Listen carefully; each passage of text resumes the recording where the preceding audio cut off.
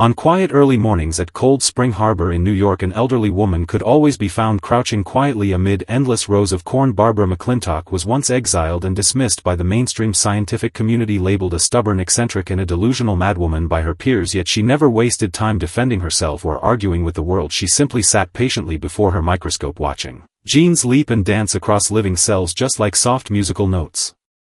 Rippling through life's quiet melody tonight, bathed in the gentle flicker of warm hearth fire, we walk through the transcendent peaceful life of this quiet cornfield guardian. Some of the most profound truths in existence can only be heard and understood in absolute stillness and quiet solitude. Barbara McClintock devoted 40 long, lonely years of her life proving a miraculous biological phenomenon that no scholar of her era could believe or comprehend. This is a timeless story of unwavering perseverance, innate intuitive wisdom, and the gentle rhythmic pulse of all living things. A heartfelt narrative poem dedicated to humble soil and sprouting seeds. Sink into the low, soothing tone of this narration, peer deep into the microscopic world discovered by McClintock, and embrace the timeless peace that transcends the boundaries of time and space.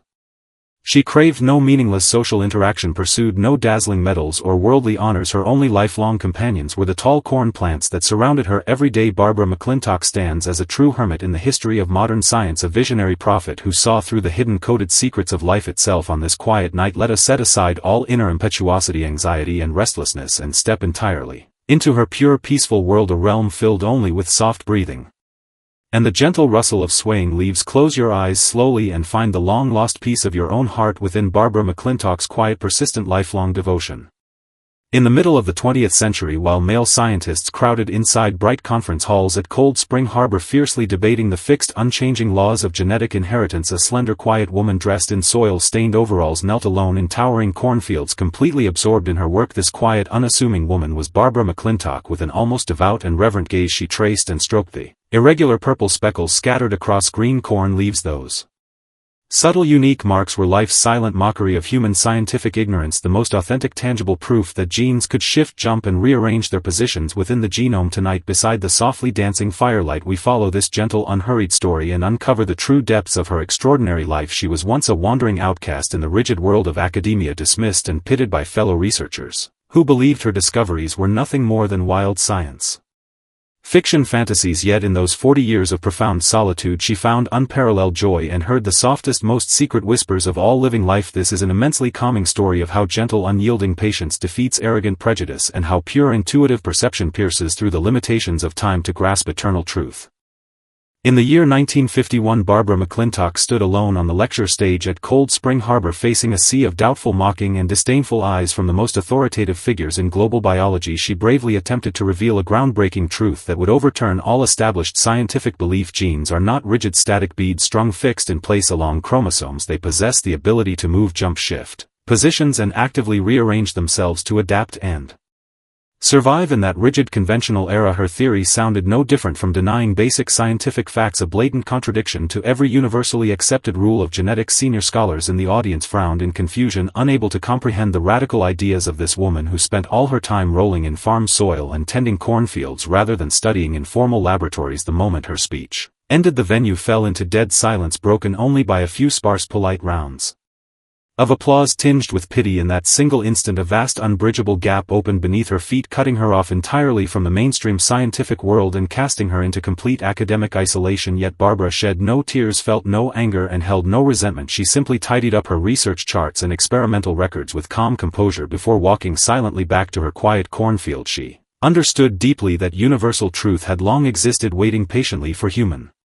recognition. The only barrier was that the arrogant world around her was not yet ready to open its eyes and see. In an age obsessed with rigid logical formulas and fixed scientific conclusions, she chose to trust her own precise observations and innate intuition, even when what she saw was denied and ridiculed by the entire world. This long-term isolation never broke her spirit. Instead, it forged an unshakable inner armor, allowing her to sink wholeheartedly into the silent green ocean of cornfields and focus entirely on exploring the mysteries of life.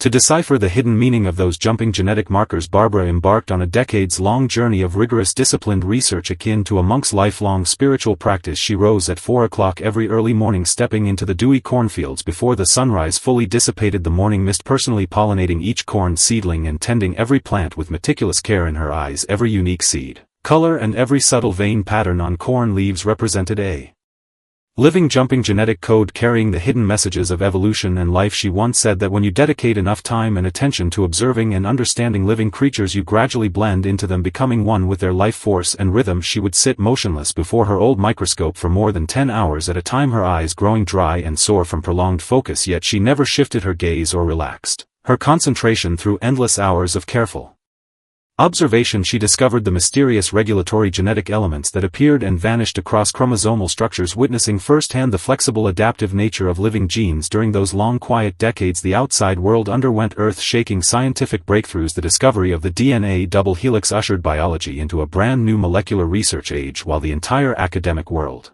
raced to chase new discoveries and popular research directions. Barbara remained rooted beside her aging microscope, peeling open countless corn cobs, recording every subtle genetic rule and life pattern that no other scholar recognized or acknowledged. She cared nothing for fame, reputation, or social connections. The soft rustling of corn leaves swaying in the wind was the most beautiful, soothing music in her ears. This extreme focused dedication cut her off from worldly distractions, allowing her to build an independent inner spiritual empire free from academic prejudice and secular vanity, a pure space where only the eternal gentle rhythm of life existed. Barbara McClintock's lifelong solitude was never rooted in sorrow or suffering. It was a transcendent state of pure freedom and serene detachment. She lived in a small, simple house near the laboratory, maintaining an extremely frugal, disciplined lifestyle free from excess and luxury. She deliberately declined almost all academic banquets and social gatherings, finding empty, trivial, worldly conversations far less interesting than observing the subtle processes of cell division and genetic variation.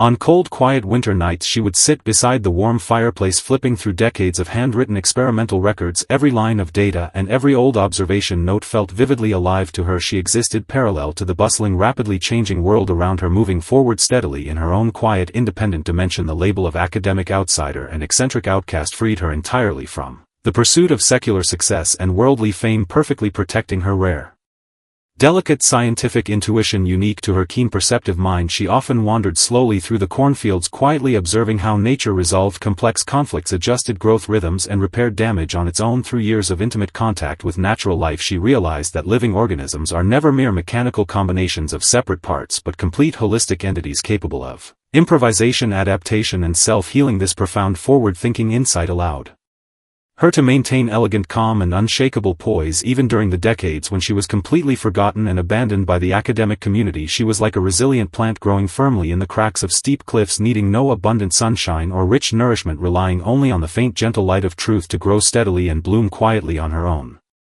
Time is always the fairest judge, slowly uncovering the value of buried treasures and washing away the impetuous prejudice of mortal ignorance. By the 1970s, with the rapid, explosive development of genetic engineering technology, scientists across the globe made a shocking, unavoidable discovery. Genes truly possess the ability to jump, shift, and rearrange. All the scholars who had once mocked, doubted, and dismissed Barbara's theories were forced to revisit dusty old academic archives. Searching out her research papers published decades prior, they were stunned to find that this quiet, lonely, elderly woman had accurately predicted and proven the core principles of mobile genetic elements more than 20 years earlier. Long overdue honors and accolades flooded toward her endlessly. Various top academic awards came one after another, and countless media outlets flocked to surround her small laboratory, seeking interviews and reports. When the Nobel Prize Committee called to inform her of her award, Barbara was walking slowly along her usual path at Cold Spring Harbor, immersed in her daily quiet meditation. Faced with 30 years of delayed applause and global recognition, she responded with calm indifference, "If you are certain within your heart that you hold the truth, you will never be troubled or affected by the opinions of others." She felt no overwhelming joy, no sense of triumphant revenge or pride. She even found the endless award ceremonies and media commotion disruptive. To her quiet daily rhythm of observing and studying plants, she continued wearing her familiar worn overalls, returning faithfully to the cornfields every single day, her demeanor and focus unchanged from the lonely, neglected afternoons 30 years before. Her extreme indifference to worldly honors rendered her image increasingly noble and serene, like a wise prophet who had peacefully completed her lifelong mission, weary yet utterly tranquil. Barbara McClintock's extraordinary life ultimately settled into a state of pure Zen-like tranquility and inner peace. She lived to the age of 90, retaining her childlike curiosity and keen insight toward the microscopic world until the very last moment of her life, reflecting on the core question lingering from the opening of her story: truth often demands lifelong solitude, yet this kind of isolation is never painful. Suffering it is a high form of pure spiritual companionship and peaceful self Fulfillment. What she left to humanity extends far beyond the decoded mysteries of the genome. She gifted every generation after her the precious ability to preserve inner peace and firm faith amid a noisy, impetuous world. Today the autumn wind still sweeps gently through the vast cornfields of Cold Spring Harbor, stirring the familiar soft rustle of swaying leaves when you feel anxious, confused, or lost on this quiet night. Picture the gentle figure of Barbara crouching quietly in the soil, dedicated wholeheartedly to her quiet pursuit in this peaceful, unhurried night. Let us learn from her to listen closely to the slow, steady breathing of all living things within this calm, soothing rhythm of life. May you enjoy a sleep as serene as autumn wheat fields and as steady and grounded as fertile earth. Good night and sweet, peaceful dreams.